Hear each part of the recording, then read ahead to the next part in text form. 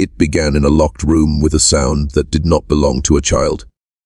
Not a cry, not even a scream, something older, rawer. As though the blood itself was trying to remember its own name. The midwife fled before dawn, her hands still trembling, her eyes wide and blank. She was found a mile down the dirt road, rocking in the mud, muttering that she'd heard the old ones breathing through the walls. Inside that house, high in the hollows of eastern Kentucky, the seventh child of the Greeley family had been born. Or rather, something the Greeleys called a child. The others said its bones bent like soft reeds under a summer flood, that its eyes had no color, only the cloudy shimmer of pond water after rain. Its breathing came in shallow, erratic gasps, like it was never meant to live where air was thin and human. The mother did not hold it. The father did not speak. Only the grandmother crossed herself and whispered that the family had finally come full circle. They buried the afterbirth behind the house that same night. No prayers, just a shovel sinking into wet soil, the moon hanging over them like a milky, unblinking eye. Those who passed by the property after midnight swore they could hear a kind of rhythmic moaning, steady, low, like a chant being hummed by the earth itself. But no one dared to linger. Everyone in Breathitt County knew the Greeleys kept to themselves. Always had. And for generations. Their blood had been sealed tighter than a coffin lid. If you're still listening, take a breath. Tell me, where are you watching from right now, and what time is it where you are? Because somewhere, in some forgotten patch of Appalachian soil, that sound is still echoing. The last whisper of a family that loved itself too much to let the world in. Long before the Greeleys were a warning whispered in county bars, they were just another family etched into the hills, settlers who arrived in 1792, hauling their lives in 2 wagons and a mule-drawn cart. They built their homestead along the fork of a stream that locals called Widow's Creek, though no one remembers now who the widow was. The soil there was dark and damp, heavy with limestone. Crops grew strong. People didn't. Their land was good enough to breed pride, but too remote to breed sense. The nearest neighbor was 6 miles through the brush. Roads came late. So did news. What came early were deaths, marriages, and children, all of them within the same small circle. By the 3rd generation, the family tree had folded in on itself like a dying vine. The Greeleys had convinced themselves that the outside world carried sickness, bad blood, bad habits, bad faith. Keep to the name. Their matriarch, Margaret Greeley, was said to have commanded in 1821. No stranger seed in our soil. She said it after her eldest daughter was found pregnant by a traveling preacher. The girl was sent away to an aunt who didn't exist, and the family Bible was scorched at the edges, burning the record of her name. From then on, the Greeleys practiced a ritual they called the binding. It wasn't written down, only spoken through generations. A silent oath that each new birth must come from blood known to the land.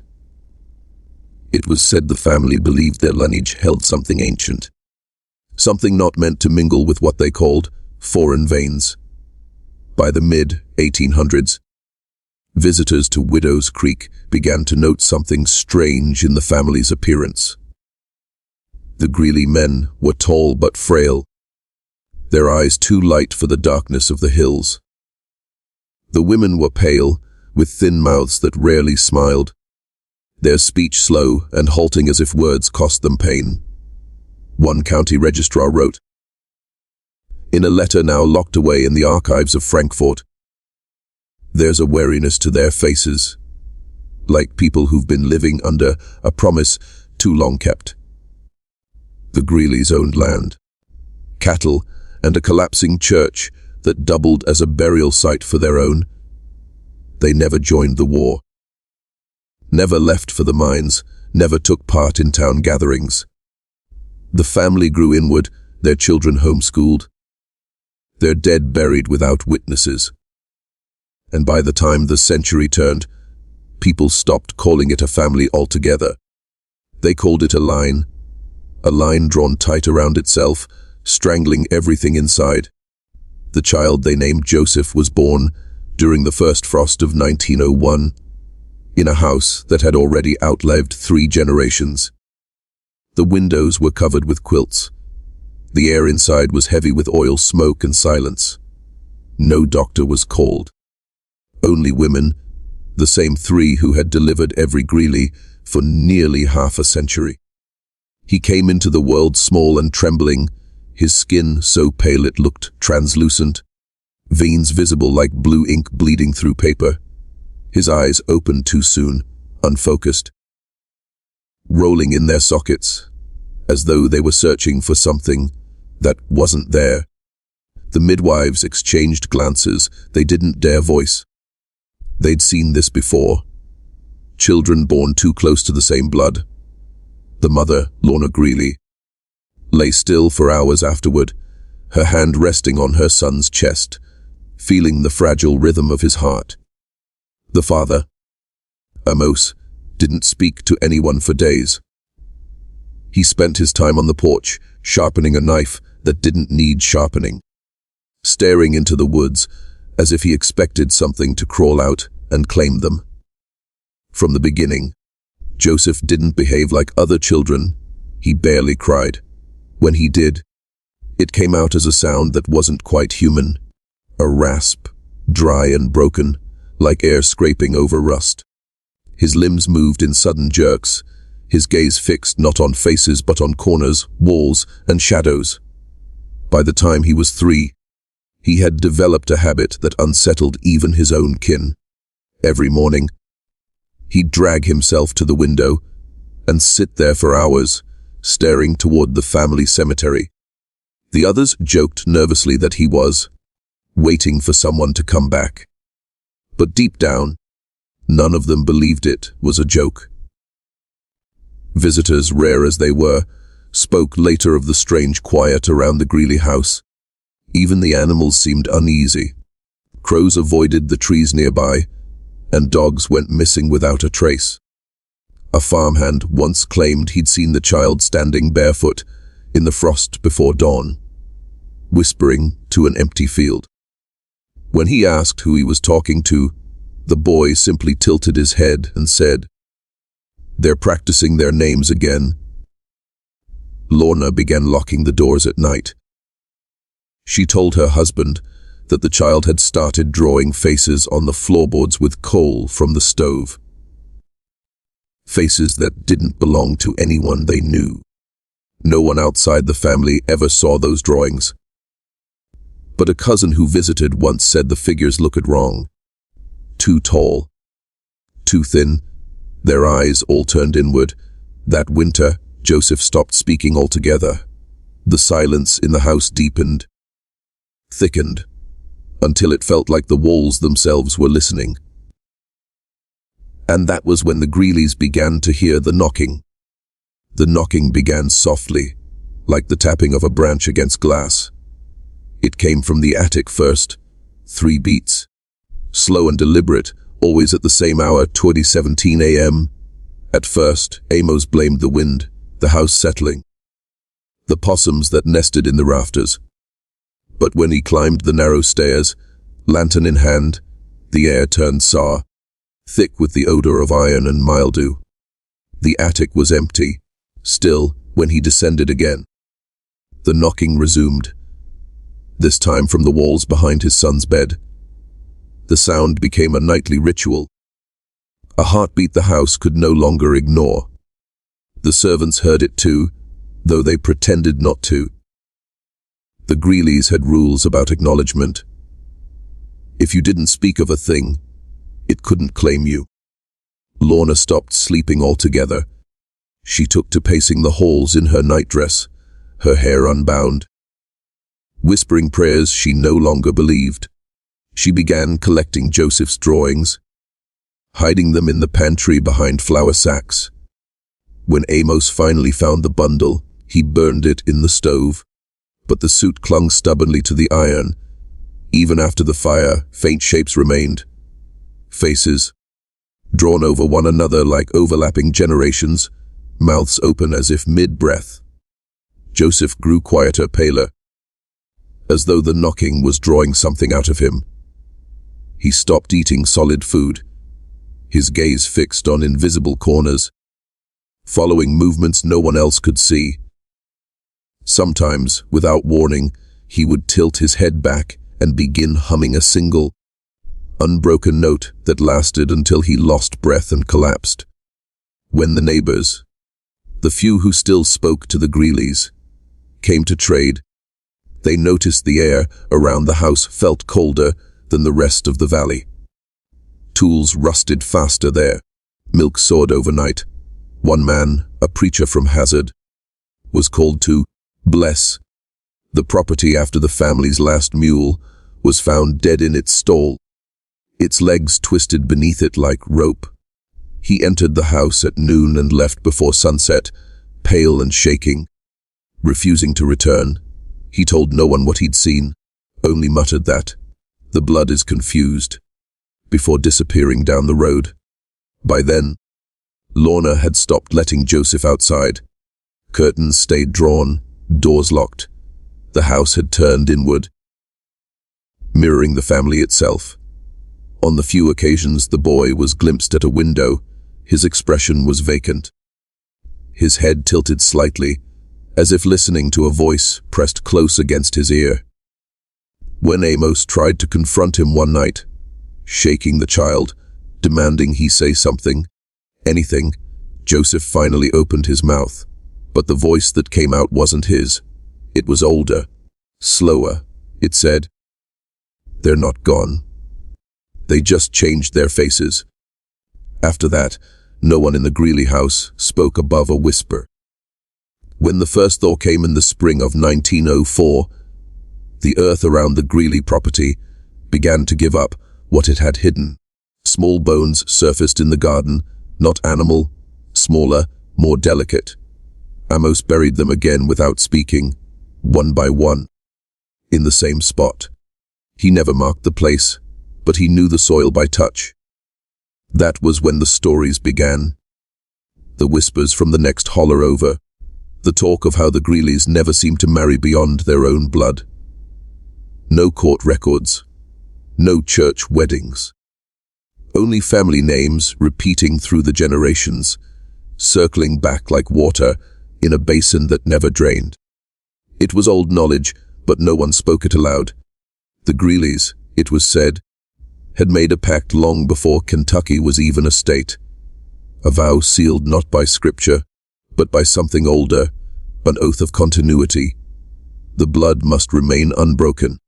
It had begun with a man named Silas Greeley in 1799, a settler who came from Virginia with a Bible, a musket, and a secret. Silas claimed he'd been visited by those from before, ancestral figures that promised him strength and prosperity if he kept his line pure, untouched by outsiders. He took his cousin as wife. Their children did the same, and so it continued, each generation marrying cousin to cousin, sister to brother's son, niece to uncle's heir, until the very shape of the family folded inward, like a serpent eating its own tail. By the fifth generation, no one in the family looked quite the same. Some had eyes too far apart, jaws too narrow, tongues that seemed too large for their mouths. Others were born still, their skin the color of candle wax. But the Greeleys called it the toll, the price of purity. Joseph was the seventh, the last thread in a tapestry that had begun to rot. The women of the house called him the remnant, though never in his presence. They said his birth was foretold in a family ledger, one of the few books still kept in the house, its pages swollen with damp and written in two different hands. On the final page, under a date no one recognized, was a line of ink that had bled through the paper. The 7th shall see them again. Lorna found the ledger one night, after hearing the knocking move from the walls to the floorboards. She read until dawn, her fingers trembling. The names, the births, the marriages, all spiraled back into the same few bloodlines. No outsiders, no strangers, only Greeleys. When she showed it to Amos, he refused to touch it. "That book ain't ours," he muttered. "It belonged to what came before us, but it was too late." The same week, the knocking stopped, and in its place came voices, whispering, layered, overlapping, not from the walls now, but from beneath the house. They spoke in the cadence of the old names, and Joseph began to answer. The first time Amos heard the voices clearly, he was in the cellar. He'd gone down there to fetch lamp oil. It was late, the moon buried behind clouds, and the air was thick with damp earth. He felt the hum before he heard it. A low vibration in the floorboards, as if the foundation itself was breathing. Then came the whispers, not words, not at first, but syllables, layered like distant chanting, growing sharper, closer. When he raised his lantern, the flame dimmed. The whispering stopped, and in the silence that followed, he heard a sound that made his legs give out. A small voice, the voice of a child, saying softly, "Daddy, don't come down here." He stumbled back up the steps, leaving the lamp behind. When he reached the kitchen, Lorna was waiting for him. She'd heard it too. They didn't speak of it, but from that night on, neither went below the floor. Joseph, however, began sleeping near the trapdoor. They would find him curled on the planks at dawn, eyes open, staring at the seams between the boards, as though he could see through them. When Lorna tried to move him, he resisted with a strength that seemed unnatural for his small frame. His fingernails dug into the wood. He'd whisper things, fragments, riddles, phrases that made no sense, but carried the tone of recitation. "The faces remember the dark," he'd murmur. "Blood doesn't forget its shape." At first, Lorna thought it was the fever talking.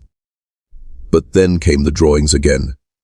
He began sketching on the walls this time, not with coal, but with what looked like rusted red dust. Symbols, circles, crude figures, each one connected by lines that spiraled toward the center. When Amos finally tore one of the planks loose in anger, he found beneath it a hollow cavity filled with the stench of rot. Bones again, not human this time, or not entirely. Too long, too bent, some fused together like they had grown that way. The voices returned stronger that night. They didn't whisper anymore. They sang, a low, droning tone that made the glass rattle in its frames. The whole house trembled, and Joseph sat upright in the dark, his head tilted back, mouth open, matching the sound perfectly. Neighbors passing by claimed they saw light flickering under the house, pale and unsteady like swamp fire. One said it pulsed, as though the ground itself had veins. By morning, the trapdoor was nailed shut. Amos used every iron spike he could find, but the boards kept warping, pushing upward, as if something underneath wanted out. 3 nights later, Lorna woke to find her son gone, the trapdoor open.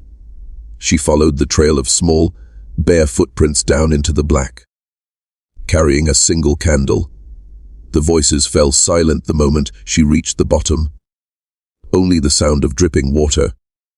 Only the smell of wet soil and something older, something metallic, like blood left too long in the air.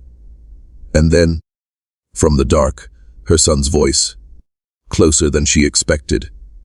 "They said I can see them now," he whispered. "They said I'm ready." The candle flame trembled, its light barely reaching the walls. The cellar had changed. The air was wrong, thick, heavy, wet with the smell of decay and iron. Lorna called her son's name, but the sound seemed to vanish before it touched anything. It didn't echo, it simply died. She stepped forward. The earth under her shoes was soft, freshly turned. In the candlelight, she saw impressions of small hands pressed into the dirt, dozens of them, some too small to belong to any living child. The voices began again, this time not from below, but from all around her, rising and falling like breath. She couldn't tell if they spoke in English or in something older, something built from the raw rhythm of blood and memory. The words pressed against her skin like heat. She saw movement then, along the far wall, shapes emerging where none should have been. Faces, faintly luminous, their outlines soft and trembling as if made of fog. They weren't solid, yet they stared back at her. Some were familiar, her husband's mother, her grandfather, people she'd seen only in the old photographs kept in the ledger. But others had no names. Their eyes were hollow, their mouths open in soundless chant. Lorna fell to her knees. The candle dropped. Its flame went out. But the light in the cellar did not. The walls themselves began to glow with a pale, cold radiance. And then she saw him. Joseph stood near the far corner, his back to her, motionless. The soil around his feet pulsed, not with light, but with movement, like the slow rise and fall of something breathing beneath. His voice came low and even, calm in a way no child should be. They said we forgot them, he murmured. They said the blood went blind. But I opened it again. Lorna tried to reach him, but the ground between them shifted. It wasn't dirt anymore. It moved like flesh, rippling. From the soil rose the shapes of bones and faces, half-formed. The remnants of the family that had never left. They had been buried there, not to hide, but to wait. A dozen faces, all wearing the same expression, open, mouthed, eyes rolled upward, caught in the moment between life and something beyond it. Lorna screamed for Amos, but the house above was silent. The candlelight, or whatever had replaced it, dimmed as the whispers grew louder, more distinct now. Speaking through the boy, the blood remembers. It was never yours to forget. Lorna stumbled back toward the stairs, but the steps were gone. The cellar had no ceiling anymore, only blackness stretching upward, and within that dark, shapes began to move, slow, swaying, like figures caught in the pull of deep water. Joseph turned at last. His eyes glowed faintly, not from reflection, but from within. His skin had taken on that same pallid translucence his ancestors had worn, his veins visible in a perfect, spiraled pattern. He smiled, not a child's smile. They said the seventh would bring them back, he whispered. And I did. The ground opened. The sound that followed was not a scream, not thunder, not the breaking of wood, but all of them together, twisted into something unrecognizable. The house above groaned as if it were alive, its beams bending under invisible weight. Every window burst inward. The fields outside lit up in flashes of cold light, the color of bone under moonlight. Neighbors miles away swore they felt the ground move. One said, it was like the land had drawn breath and held it. Another saw what looked like smoke rising from the Greeley ridge. But it wasn't smoke. It shimmered, too white, and seemed to move against the wind. By morning, the Greeley house was gone. Not collapsed. Not burned. Gone. Where the foundation had been was a hollow depression, ringed with dead grass. The air above it shimmered faintly, as if with heat, though the day was cold. The trees nearest the clearing leaned inward. Their trunks warped subtly toward the center. No one could explain it. No one tried. The sheriff sent men to search. They found the remnants of a cellar, its stones split open, its floor black with silt, no bodies, no bones, only the ledger, soaked through and bloated with moisture, resting on what looked like the root of a tree that had grown under the house. The writing inside had changed. The names were the same, but the dates were gone. The ink had bled outward, forming a spiral that led to a single phrase, burned into the page. The blood goes downward. In the months that followed, the hollow filled slowly with water. A stagnant pond formed, still grey, reflecting nothing. Animals that drank from it were found dead within days. Their eyes clouded, their limbs stiff and twisted. People stopped going near it, and yet, sometimes, late at night, the air around the hollow would ripple. Those who lived closest said they could hear faint humming, a single note, steady and low, rising from beneath the surface. Others said they'd seen a child's reflection in the water, even when standing alone. A year later, the Greeley name disappeared from all local records. Land deeds were reassigned, church books rewritten, census lines redacted. It was as if the family had never existed. But older folks still tell the story, quietly, over drink or prayer.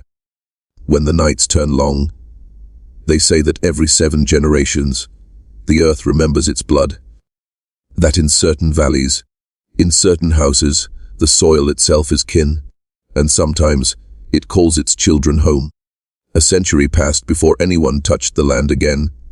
By then, the story of the Greeleys had softened into folklore.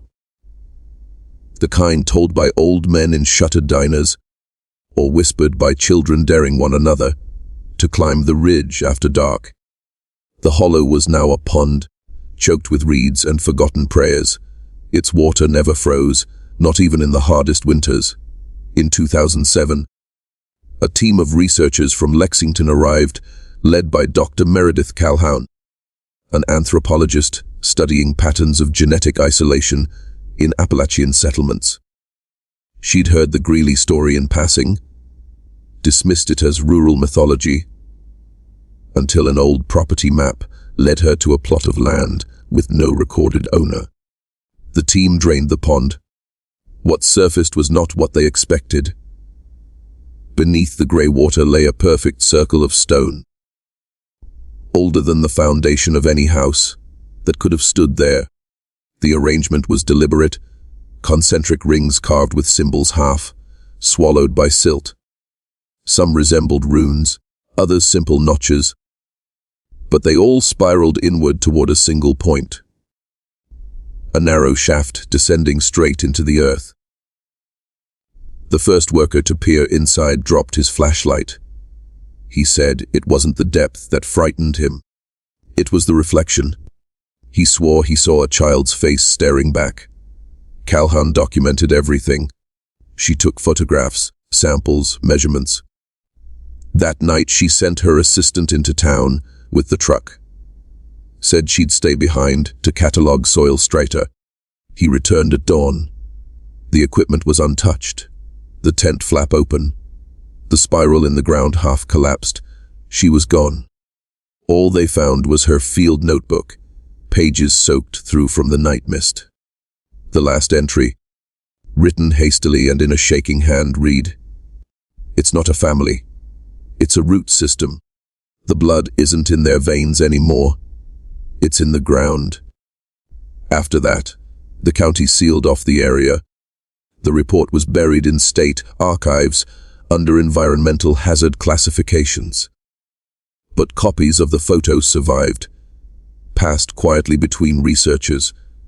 Some say if you brighten the images enough, you can see faint impressions of faces in the mud. No one goes there now. The path is overgrown. The hollow sleeps. But every few years, hikers report a sound, a faint knocking that rises through the soles of their boots. Always 3 beats, slow and deliberate. And in the water that never freezes, they swear they can see movement. Not ripples, not fish, but the pale outline of a small boy watching from beneath the surface. The seventh generation never ended. It only went underground,